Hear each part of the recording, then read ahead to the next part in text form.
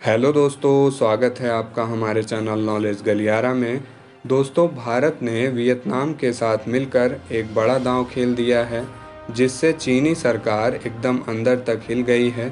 दरअसल दोस्तों, जैसे भारत का चीन के साथ सीमा विवाद बना रहता है, वैसे ही चीन के वियतनाम के साथ भी कई मुद्दों पर मतभेद हैं।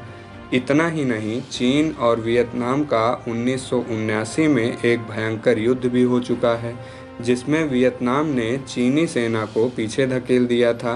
हालांकि इसमें वियतनामी सेना को भी खासा नुकसान हुआ था।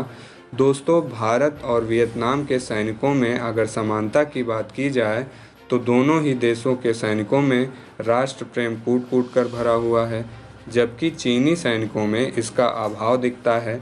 उदाहरण के लिए आप कुछ समय पहले लद्दाख में चीन के साथ हुई सीमा झड़प को ही देख लीजिए, जिसमें चीनी सेना को भारतीय फौज ने नाकू चने चबवा दिए थे।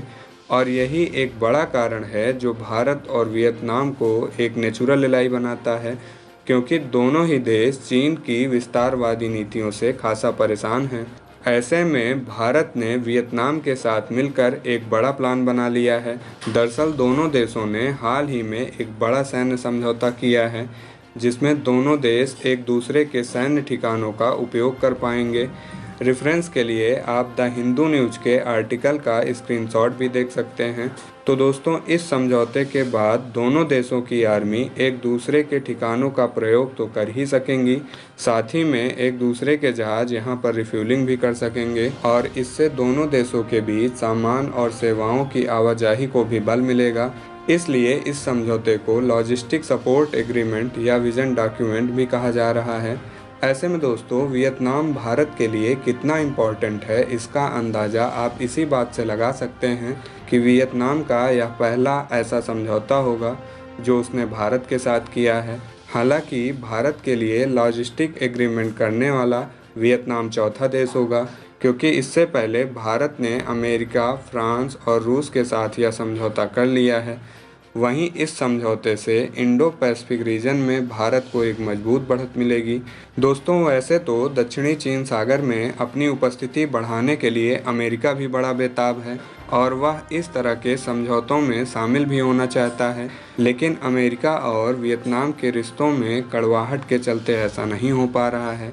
ऐसे में वह भारत की तरफ उम्मीद लगाकर देख रहा है, क्योंकि भारत ही ऐसा देश है जिसके रिश्ते वियतनाम से बहुत पुराने समय से अच्छे रहे हैं।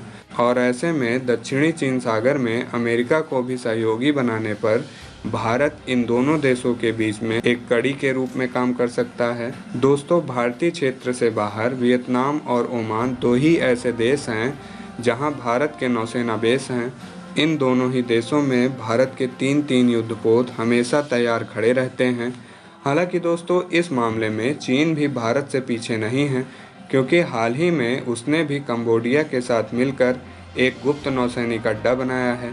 इसकी आधिकारिक पुष्टि अमेरिकी अखबार द वाशिंगटन पोस्ट ने की है, और यह अड्डा भारत के लिए एक खतरे की घंटी भी है, क्योंकि यह नेवल बेस भारतीय अंडमान निकोबार द्वीप से ज़्यादा दूर नहीं है। ऐसे में दोस्तों, आपकी इस मुद्दे पर क्या राय है, कमेंट करके ज़रूर बताइएगा। जय हिंद।